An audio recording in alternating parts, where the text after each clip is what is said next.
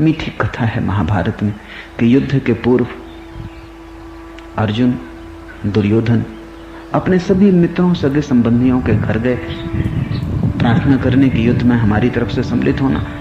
सभी नाते रिश्तेदार थे, सभी जुड़े थे, गृह युद्ध था। अर्जुन भी पहुंचा कृष्ण के पास, दुर्योधन भी पहुंचा। दोनों एक ही समय पहुंच गए। दोनों सदा ही एक समय पहुंचते हैं तुम्हारे भीतर भी। तुम्हारी बुराई और तुम्हारी भलाई सदा साथ साथ खड़ी।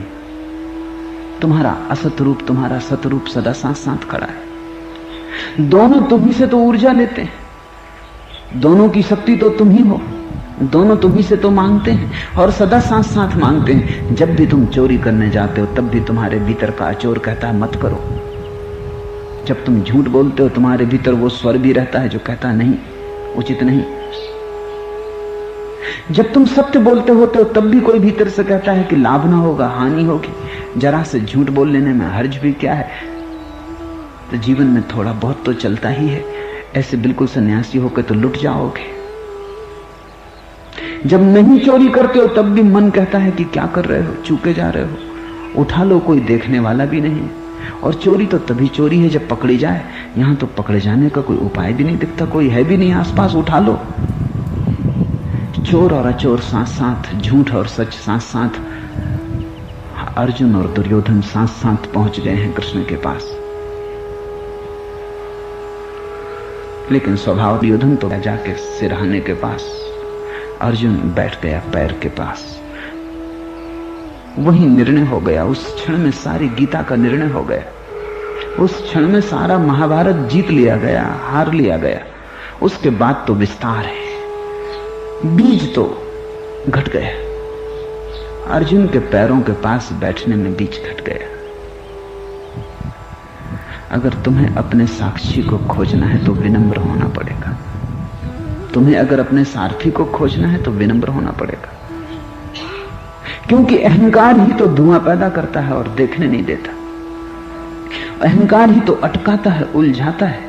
अहंकार ही तो पर्दा बन जाता है सख्त। दुर्योधन कैसे बैठ सकता है पैरों में? दुर्योधन बात ही पैर में बैठने की उसके मन में न उठी होगी। वो सहज अपने स्वभाववश जाके सिर के पास बैठ गया है। अहंकार सदा सिर के पास है,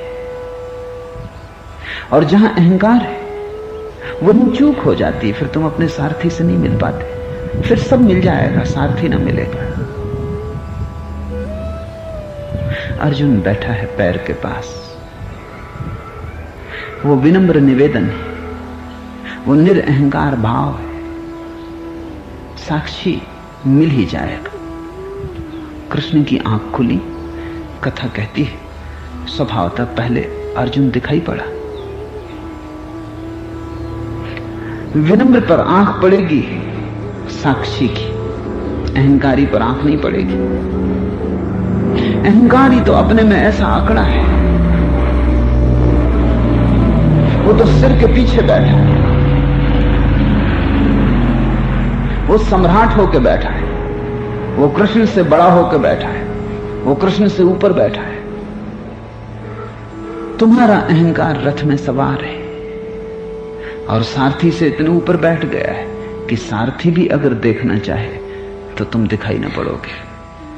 और तुम तो अंधे हो, इसलिए तुम सिर के पास बैठे हो। अगर थोड़ी भी आंख होती तो तुम पैरों पकड़ लिए होते, तुम पैर के पास बैठे होते।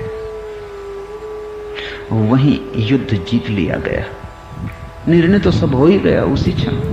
फिर तो बाकी विस्तार की बातें हैं, वो छोड़ी भी जा सकती हैं। जो जानते हैं उनके लिए कथा पूरी हो गई। अर्जुन पर आंख पड़ी तो कृष्ण ने स्वभावतः पूछा कैसे आए। जिस पे आंख पड़ी उससे पहले पूछा। तत्क्षण दुर्योधन बोला मैं भी साथ ही आया हूं, मुझे न भूल जाएं, मैं भी यहां मौजूद हूं। अहंकार को बतलाना पड़ता है कि मैं मौजूद हूं। विनम्र पता ही चल जाता है कि मौजूद है, और जब बतलाना पड़े तो शोभा चली जाती है। तो कृष्ण ने कहा ठीक तुम दोनों साथ ही आए हो, लेकिन मेरी नजर अर्जुन पे पहले पड़ी।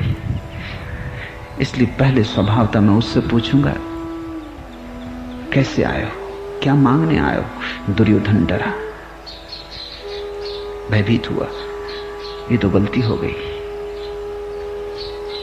गलती इसलिए नहीं कि मैंने विनम्रता ना दिखाई, गलती इसलिए हो गई कि ये तो लाभ का क्षण चूक गया। अगर कभी अहंकारी विनम्र भी होना चाहता है तो लोभ के कारण, विनम्रता उसका आधार नहीं होती। अगर अहंकारी कभी अक्रोधी भी होना चाहता है तो कारण निरअहंकारिता या अक्रोध नहीं होता, कारण कुछ और ही होते हैं। लोभ, पद, प्रतिष्ठा, वासना, महत्वाकांक्षा।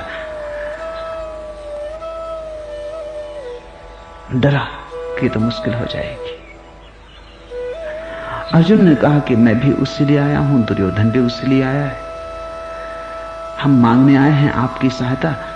युद्ध टाला नहीं जा सकता, युद्ध होकर रहेगा। हम प्रार्थना करने आए हैं कि हमारे साथ हो। कृष्ण का तुम दोनों आए हो तो एक ही उपाय है कि एक मेरी फौजों को मांग ले और एक मुझे। दुर्योधन कब गया होगा कि अर्जुन निश्चित फौजों को मांग लेगा, क्योंकि कृष्ण को लेके क्या करेंगे, इस अकेले को क्या करेंगे, खाएंगे कि पिएंगे, इस अकेले का मूल्य क्या है? विराट फौजें हैं इसकी, और पहला मौका अर्जुन को मिला है, मैं गया, ये तो बाजी चूक गया। अच्छा हुआ होता चरणों में बैठ गया होता, अच्छा हुआ होता चरण पकड़ लिए होते। चौंका होगा दुर्योधन भी जब अर्जुन ने निर्णय दिया। अर्जुन ने कहा कि अगर यही निर्णय है तो मैं आपको मांग लेता हूं। छाती फूल गई होगी दुर्योधन की, सोचा होगा ये मूढ़ ही रहे पांडव। अहंकारियों को विनम्र व्यक्ति मूढ़ ही मालूम पड़ते हैं, अज्ञानियों को ज्ञानी पागल मालूम पड़ते हैं, नासमझों को समझदार नासमझ मालूम पड़ते हैं, रोगियों को स्वस्थ लगता है कि कुछ महारोग से पीड़ित। पीलिया के मरीज को सभी कुछ पीला दिखाई पड़ने लगता है। बहुत बुखार के बाद उठे आदमी को स्वादिष्ट से स्वादिष्ट भोजन भी तिक्त मालूम पड़ते हैं, स्वाद नहीं मालूम पड़ता। मिठाई में भी मिठास नहीं मालूम पड़ती। दुर्योधन हंसा होगा, प्रसन्न हुआ होगा। हाथ में आई बाजी, ये मूढ़ अर्जुन फिर हार गया। ऐसे ही ये सदा हारते रहे।